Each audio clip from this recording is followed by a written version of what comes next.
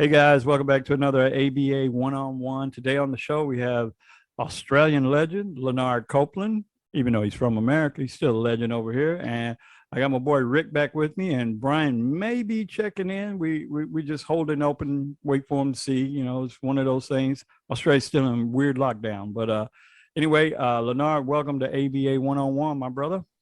CJ, thanks for having me, man. I'm happy to be here. Yo, yes, CJ, thanks for coming on, man. Yeah, we've been trying to hook up with you on many levels for a long time, so it's good. Hey, man, I tell you what, though, being in lockdown, you find that there's not a lot to do. I've lifted every weight I can lift. I've done every push-up I can do. I've watched everything on Netflix, my friend, every basketball show. So this is the right time because I was a bit bored, let me tell you that. Oh my God. All right, Rick, we're going to let you kick it off, man. You got anything you want to throw my man's way? No, like I said, I Googled him and did a little research on him, and wow, you're pretty impressive, Lenore. What I wanted to ask, and I try to start off every show kind of asking, you know, the transition between college. I know you played at Georgia State. I coached at Stetson. Oh, really? Wow, yeah. Okay. Georgia State was in our conference. It was the yes, they were. TAC. Yep. Trans-American Athletic Conference. But anyway, you were at Georgia State. Who did you play for at Georgia State? I played for Bob Reinhardt. Bob Reinhardt was the head coach. He was a scout for the Atlanta Hawks. And I'll tell you an interesting story, Rick, if you guys got time. I didn't play high school basketball, and I didn't play any little league basketball. I was sort of one of those neighborhood sports guys that just did everything. I played football in the neighborhood. We had baseball, stickball, and then there was a basketball court around the corner from me. And we used to play that every week, every day. We out there playing. And I tell these kids today, they don't realize when we say we played 8 hours a day, it was 8 hours a day because we didn't have the iPhone or we didn't have video games. It was all about playing outside and just having fun. And that's what I did. So I got better.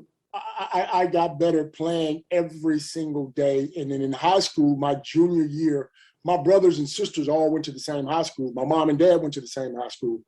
And so at home on our mantelpiece, we had trophies everywhere. My two sisters ran track. One was a cheerleader. My two brothers both played football, and one was a basketball star. So, everyone had something up there except me. And every you guys know, Thanksgiving, we always have a big dinner or whatever, and people come over. And my brother, who passed away about 5 years ago, rest in peace, he used to always tease me, say, when you gonna put something on the mantelpiece? When you gonna get a trophy? When you gonna get something on the mantelpiece? And it bothered me a little bit. I'd laugh it off and people laugh, but it was always a house full of people. My mom would cook dinner for everyone. And that junior year, I tried out for basketball. Now, I wasn't great, and the team was pretty good. It was Booker T. Washington. They had a pretty good team. And I tried out for that team and got cut my junior year. A little disappointed. Went out for football, and I'm back then I'm 5'10" and weigh 100 pounds. Okay, I'm trying to play football, but really I like the game, but I'm just trying to get something on that mantelpiece. You understand what I'm saying? I'm trying to get something, some kind of trophy, as a letter or something up there. And played football, ran cross country. But I said, look, man, I want to play basketball. So my senior year, I went out for basketball and got cut again.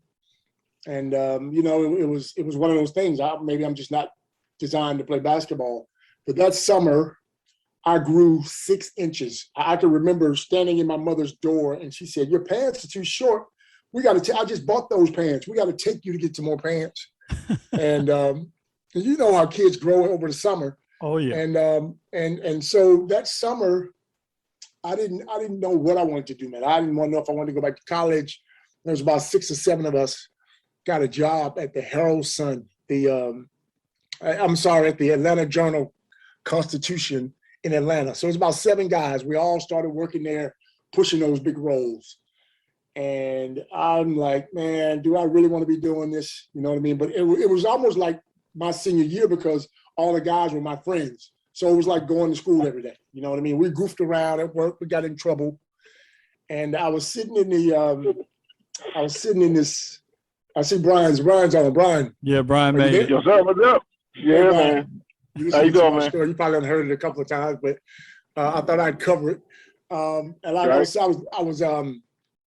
I was sitting in the locker room at work, and we had these blue uniforms, and it had our name on it, and it had Atlanta Journal-Constitution on the other side. And we started at about 7 a.m. that morning. And so we got there about 6:30 and changed, and we're sitting in the locker room. And the older crew, the night crew, came in, and they had the same uniforms. And there was this old guy. He was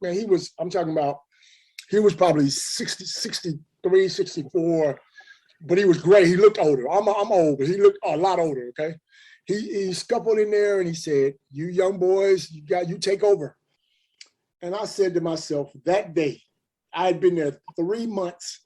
I said, man, there is no way I'm going to be here for another 30 years doing this same job. No way. I said it to myself. I can remember saying it like it was yesterday. Wow. That day, I walked into the office of the boss. His name was Marcus Fan. I remember his name well. I walked in, I said, Marcus, I said, thank you for the opportunity, but I don't think I can work here anymore. And he said, wow, what happened? I said, nothing happened. I just think I want to do something else. I went home, talked to my mother and sister. I said, look, I want to go back to school. And then Georgia State was not far from where I lived. So I'm going to try Georgia State. I had Morris Brown, I had Morehouse, I had all these colleges that were close. But I said, I want to go somewhere different. Went to Georgia State. And as I was walking through the campus, I walked into the stadium and the courts, and the coach he was brand. It was his first year. And he said, listen, we're having tryouts in about 3 weeks. Come down, have a look at it. And then you know, the rest is history. I tried out, 32 guys tried out. I was the only one to make it. I got a scholarship, a 4-year scholarship from not playing any high school basketball, 4 years. And things just worked out for me because my first couple of years, I didn't touch the floor. I didn't play. My third year, someone got hurt. Harlem Graham, who was a rookie at Clemson, he came in, he got hurt. I jumped into his spot. And in my fourth year, I was leading the team in scoring. So from there, it was the NBA and the CBA and Australia and everywhere else. So, Wow. Yeah. It's amazing. You know, stories like that are very prominent. There's a lot of stories like that. And me personally, I think it's so very impressive that people they persevere and they hang in there and they go play in all these leagues and somehow and it works out for them. I think that's awesome. Yeah, it's a story that is still unbelievable to me because of how much I went through. I mean, after leaving college, I had a scout we had scouts come watch us play, and the amount of all-stars on my team, because we had guys come from the University of Georgia that transferred. We had a guy from Clemson that transferred, and we had a guy from Florida. Darrell Gresham was a rookie of the year, his freshman year. Harlem Graham was a rookie of the year, his freshman year at Clemson.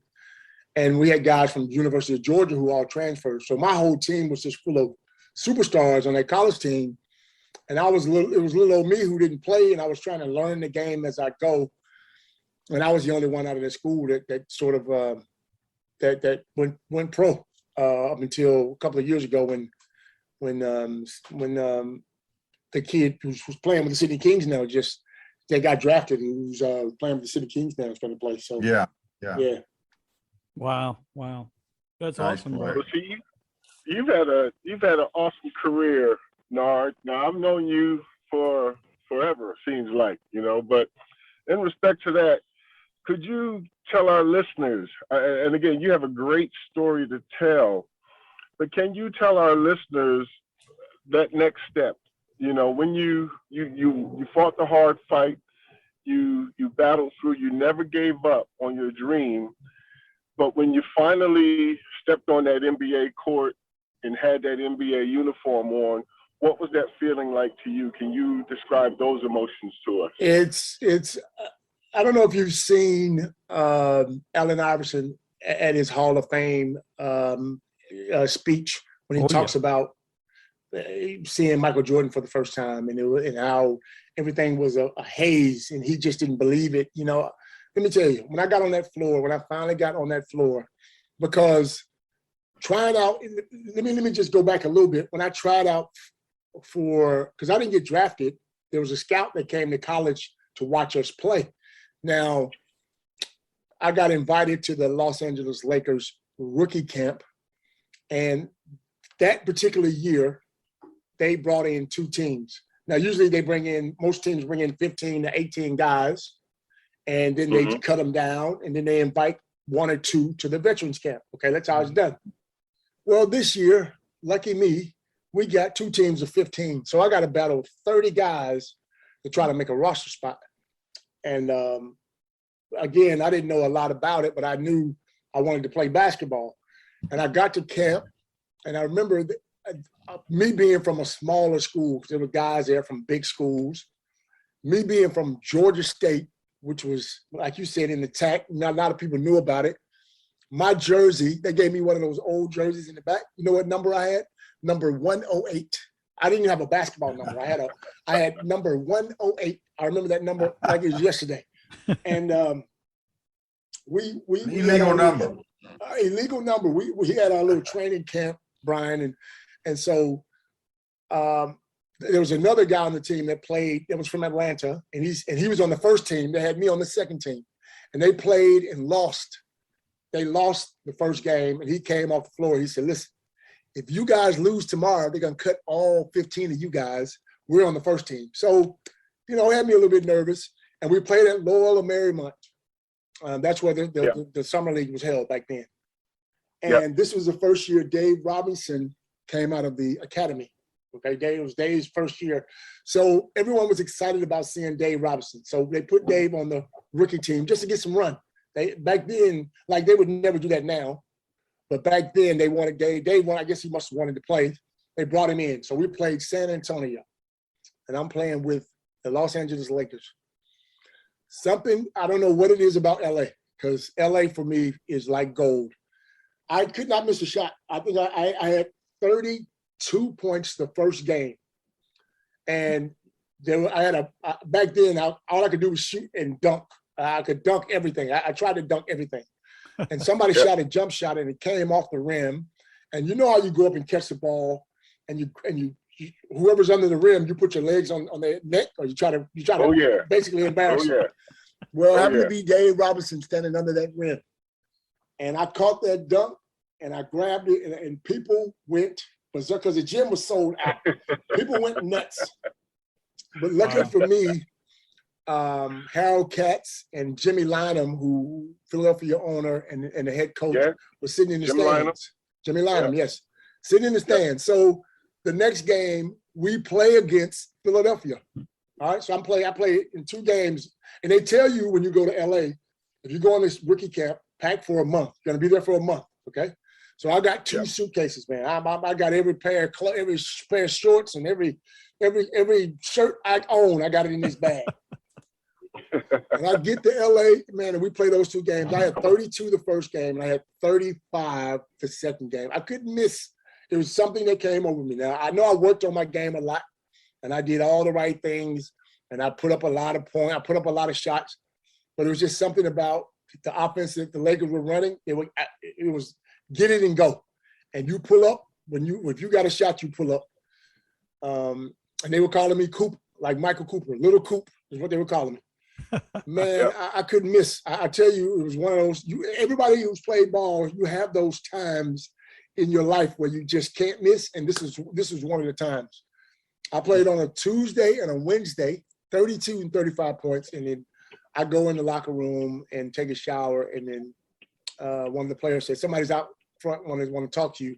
So I toweled off and went outside, and it was Jimmy Lynam and Harold Katz. And they said, "Listen, we just lost David Wingate. David Wingate, I don't know if you guys remember David from Georgetown. Yep. David Wingate had a fight with Harold Katz. David and the owner had a big fight, and they cut him. And he said, "You remind me of David Wingate. You got the high box." My hair was high at the high box. He said, "You look like David Wingate." I remember him saying that. He said, "Listen, how would you like to play for the 76ers?" Now, I have no idea about agents, anything. I'm out there by myself, okay? Yeah, Remember, yeah. I've only played 4 years of ball my whole life. I had 4 years of basketball. That was it. I didn't know how the thing worked. So I called my college coach. I said, listen, I got a little dilemma here. I'm with the Lakers, and the Sixers want me to play for them. He said, what? What are you talking about? That was Bob Reinhardt. I said, Coach, he said, look, I'll call you back. So he called Philadelphia and talked to Jimmy Lynam, and Jimmy said, look, we want him. And he called me back and said, listen, I'm going to send you a guy's number who's an agent in LA. He's going to come see you at your hotel. You guys sit down and talk about it. And then back then, the minimum was $110,000 for a guaranteed contract. Now, the Lakers said, listen, now we're not going to let him go that fast. We like him too. So we'll give him $55,000 to come to vets camp. And then Philadelphia said, no, we're going to give him the whole 110. We're going to guarantee his contract for a year. This was unheard of back then, though. You don't play 2 games and get a guaranteed contract. I don't think that happened today. It certainly didn't happen back then. And Wow. And so I signed that contract. And Harold Katz stuck his hand in his pocket and gave me about $800. He said, go get you a steak dinner, and I'll see you at vets camp. There you go, bro. There you go. That's a great story, man. That is a great story. Well, now, just out of curiosity, when you was playing in that summer league for LA, who was the coach? Was that Art Ross? Was Art Ross the coach at that time? No, for the Lakers, it was Fund. What's his name? Fund? Randy Fund. Randy Fund. Yeah, That's Randy who the head coach Fund. was. Yes. You guys remember Randy? Yeah. Randy Fund was the head coach. Good guy. He was a great guy. guy. Sure was. He let me play too. He said, listen, the ball comes off the rim, you hit the lanes. He said, you see how Magic pushes the ball down the floor? He said, I want you to run the lanes, and if the ball comes to you, get it up. And that's exactly what I did. So he was a good guy. He really was. Man. Hey, Lanard, look, man, I don't want to push us on time too much, but let's skip forward a little bit, man. Okay. What was it like, in Melbourne winning the championship with the Gaze family and and then later on coaching at the Kings, man? Well, the championship was amazing. When I got here, Dave Simmons and Dave Colbert Dave passed away not long ago, rest in peace. Yeah. Dave Colbert were the imports. And that year, my first year, we went to the championship now. We lost that 3rd game. And I was just going to come over here for a year and then try to get back to the NBA. I was 26. I said, man, I want to play, though. I need to play because sitting on that bench wasn't great. I want to play. I'm going to get back to the NBA. But I got here, and we lost that 3rd game in the championship against the Magic. 96, I mean in 92. And I said, look, man, my time's not done here. And we got there in 93, started off, picked up Bracky, started off 3-9 or something. And then just went on a tear and played well. We got to Perth, and the Tigers had never won a game in Perth. In 10 years of being in that league, they had never won a game in Perth. And you could see and I don't say this often, but they were worried. Like Lindsey and Andrew they kept saying, we never won a game. And I was like, I didn't get it. It didn't compute to me because you didn't win last time don't mean you can't win this time. And that's how my mentality was, and we got there in that first game. We beat them here the first game, smoked them, and they got us that second game. But that 3rd game, I stepped up a little bit in that 3rd quarter and made sure we got that win. But it was amazing, man, because you think the Gazes have been in the league for so very long and never made it to that level. Yeah. And I was a part of helping them get there. It's something I always remember because Lindsey's one of those guys that he's my kind of coach, because if you ever watch Lindsey on the sidelines, you don't see him up ranting and raving and pointing fingers. Lindsey would sit back and cross his legs and put his hands behind the back of his head. And when people start saying, well, Lindsey, why don't you, what's going on here? He said, well, I enjoy basketball. I want to watch the show like everybody else. And so that kind of freedom as a ball player, let me tell you something, that'll keep you on that team for a long time because you get to do what you want to do, so. Yeah, you could see the loyalty from the players, and I always, even though I'm a Sydney guy, I always respected that. You could just see it, you know. Yeah, yeah. But let me tell you something. Now, you asked me fantastic. about Sydney. You guys asked me about Sydney. The basketball's changed. Okay, let me just Yeah. say that. I don't know if you guys realize that, but basketball has changed. The admiration I had for Lindsey as a head coach. Of course, we had our battles. Of course, Lindsey would tell me, "Don't turn this away, turn that away." But I do it my way. But I always respected him. I would never curse him out. I would never have anything bad to say to him. We talked like men. We discussed it. We moved on. Okay. Now, coaching in Sydney. Let me tell you why times have changed. Now, times have changed because players make a lot more money than coaches. Okay. Now, all it takes is one or two players that's on. We had guys, I won't say what they were making, but we had guys making well over $1 million or $500,000 on their contracts. So if you got two or three guys that say, we don't like what the coach is doing, then 9 times out of 10, that coach is going to be out the door pretty soon. And that's what's happening today in the NBA. That's what's happening. Yeah. That's what's happening around the world. These guys are on so much money now that they call the shots. And you sort of lose focus on who's coaching the team and who's running the team. Lord, I just want to mention, I want to throw something in real quick. When I work out a lot and I always listen to podcasts, and I was listening to a podcast today, wasn't as good as ours, wasn't as good as you. But the guy that was talking was a former NBA player, and one of his topics was how it has changed back in the 70s, in the 80s, and even the early 90s. The coaches ran the show. Yep. Coaches dictated everything. But then the money increased, obviously, common sense. Then obviously the players got more and more in control and controlling their own destiny. So that's kind of alluding to what you just said. 100%, 100. And it's scary, man, because you can be, most coaches today, and I say this all the time, don't get this twisted. Now, if you know the game, you three guys know basketball. You can coach the Sydney Kings. I can coach the Sydney Kings. Because if you know what you want and if you got the right horses, then you're going to be successful. I'm not saying you're going to win a championship, but you'll win games. If you know basketball, if you watch basketball, you can coach the Sydney Kings, or you can coach in the NBL or in the NBA, okay? But the thing in Sydney was we gave, and I say this, and I know people are probably listening, we gave them too much control. We had 5 veteran guys on that team. And they made 95% of the decisions about everything. When I say everything, about training times, about what time we want to fly out to the next city, about what time we want recovery, about what time we want weightlifting in the mornings, about how long we want to train, and about what offense and defense we run. Now, that's way too much. That's way too much. And then when players have that decision, it's hard for them to come to a conclusion or a decision because there's so many different variables, okay? We had a meeting. Listen to me. This is no lie. We had a meeting. If we train 5 times a week, we had a meeting 4 out of 5 times a week about something that somebody don't like. So it was disruptive the whole, this is my 3rd year, the whole 3rd year.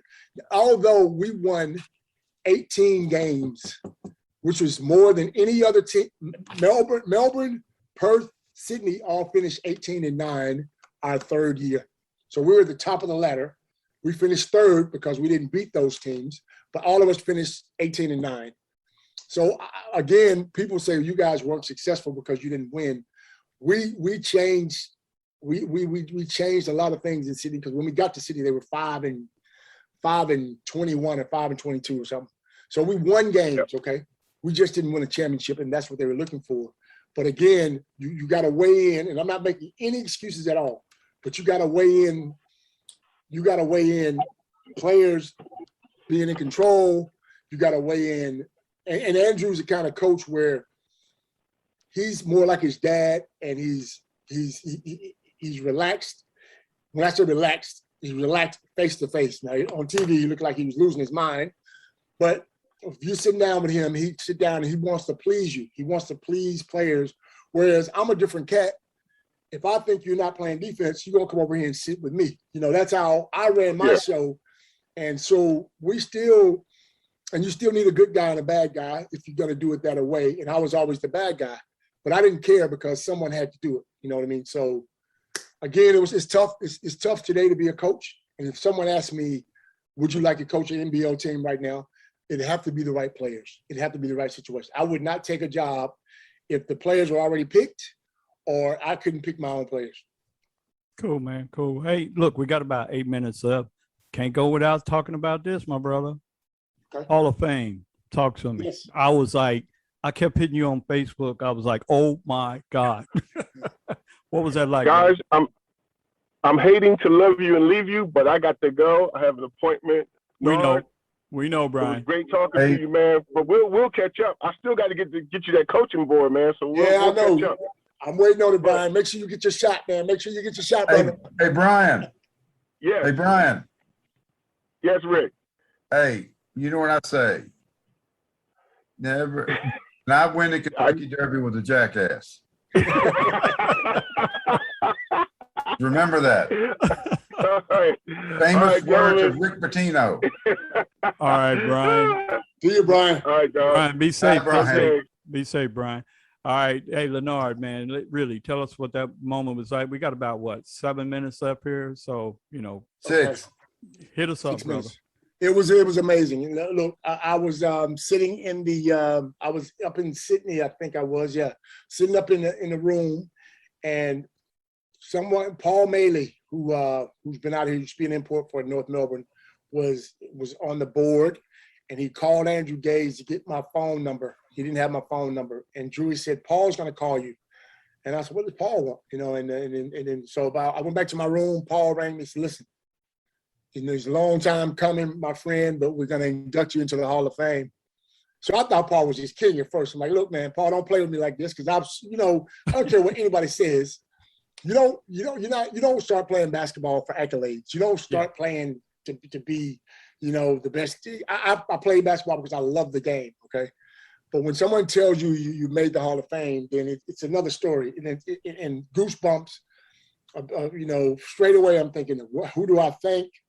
I got to write a speech. I got to thank the right people, And so we had a game that night. Man, I don't even think about that game. I was thinking about the Hall of Fame more than I was the game. You know what I mean? So, but then once we got to the program this year, the year that they inducted me, they invited every team in the NBL. This is the first time they've done that. They flew every team down, but it wasn't for me. It was just something that the NBL wanted to do. It was the awards dinner. And my speech came in front of 1,500 people, which was amazing. Wow. Look, I love to talk, as you can probably tell, but when you get in front of that, and everyone was talking and everyone was yelling or whatever, and then they came up on the mic and said, "Listen, we got this Hall of Famer we want to induct," and it got just completely quiet. Everybody stood up, so I had to give about a 5-minute speech. And Wow. man, let me tell you, it was goosebumps from then on, brother. It was goosebumps. My kids were there. It was something that I'll never ever forget, and something I'm probably the most proud of. I mean, I made the NBA, and I won championships, but being in the Hall of Fame is something they can ever take from you. So that's probably what I'm most proud of. Awesome. Yeah, I was watching, man. I was blown away, and as you know, I kept sending you a few messages. I'm like, oh my God, that was man. It's great. You're looking at where you started from the playground and where you landed, and it's not about money. It's not about all that. It's about the hard work. And that's what we like to see. Absolutely. That's a real basketball story. Rick, you want to wrap this thing up, man? Is this Hall of Fame deal that you're talking about? Can I watch it on YouTube? Yeah, you probably should be able to watch it on either YouTube or Google. Just Google it. What about it, CJ? You're the guru. Yeah, brother. I'll send you over the link, man. Don't worry, Rick. I got you covered. I panic on these things. I don't leave you hanging. You know I'm the tech guy. I got you covered. But anyway, hey, Lanard, man, we want to say thanks, man. Like you said, before the show started, we've been trying to hook up on something forever and a Yep. day. Finally, we found something we both could, catch up on. So Look, guys, if you guys ever need anything, don't hesitate to call me. I'm around. You know what I mean? All I'm Awesome. doing is coaching now and being around. So if you need something, hit me up, brother. Nice to meet you, Rick. You sound like a Oh, funny same guy. here. Same here, You sound like a Lanard. real funny guy. Lanard is really good because, like I said, we played Georgia State when I was at Stetson. And Yeah, Randy Anderson was there. Were you there with Randy Anderson? no, I was there with a guy named Randy Brown. Okay. Yeah, okay. Glenn Wilkes was at Stetson for about 50 years. And then our staff took over after Glenn retired. Oh, okay, good. Okay. That old Trans-American Conference with college. Yeah, man. Yeah, I did Georgia work State. in that conference. I love that conference. all right, guys. Well, look, everybody try to have a good weekend. Rick, I know you got one more day, but over here we on Friday. So, let's try to make the best of it. I don't work on Thursdays and Fridays, man. Good man. Good man. You guys stay safe over there. Stay safe, man. And thanks for the opportunity and stay in touch with me. All right, All right, man. thanks, Lanard. And Take thank you care for coming of on, Lanard, man. And we Okay. do it again, brother. Take care. When you Take come care. back to the States, let me know. We'll hook up. Okay, Rick. Thank you a lot. Appreciate it. Take care. All right, guys. Have a good weekend, See ya. everybody. Take care.